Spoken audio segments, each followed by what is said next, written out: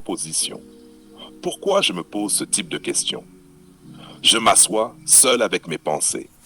La lumière de la pièce est douce, presque paresseuse, et je me demande, pourquoi est-ce que je me pose ce genre de questions? Sur le désir, sur les signes, sur ce qui se joue dans un regard, un geste, un silence. Je me rends compte que ce n'est pas par hasard. Ce questionnement, c'est moi. C'est ma manière de percevoir le monde. Je ne me contente jamais de ce qui se montre. Je veux comprendre ce qui se cache derrière. Je regarde les femmes autour de moi et je sens quelque chose que beaucoup ignorent.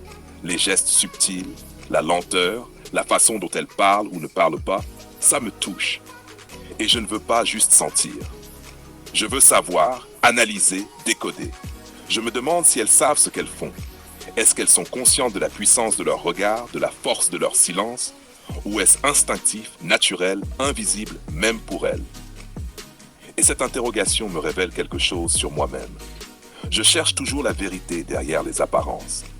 Chaque geste, chaque mot, chaque silence devient pour moi un puzzle.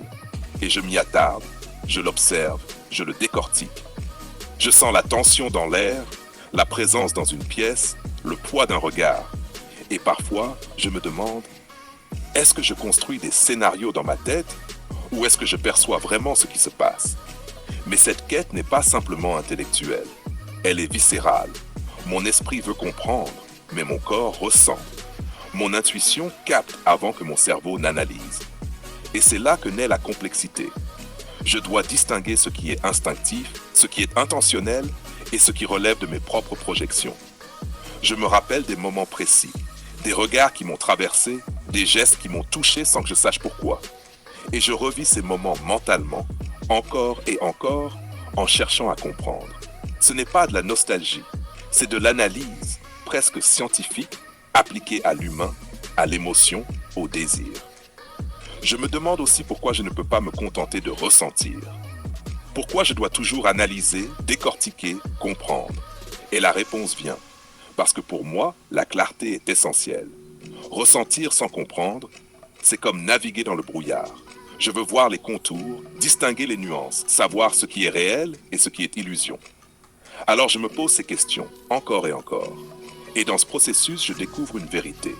Que le désir, la séduction, les interactions humaines, ce n'est pas seulement ce qu'on fait ou ce qu'on dit. C'est ce qu'on ressent, ce qu'on perçoit, ce qu'on devine. Et souvent, ce qui est le plus puissant, c'est invisible.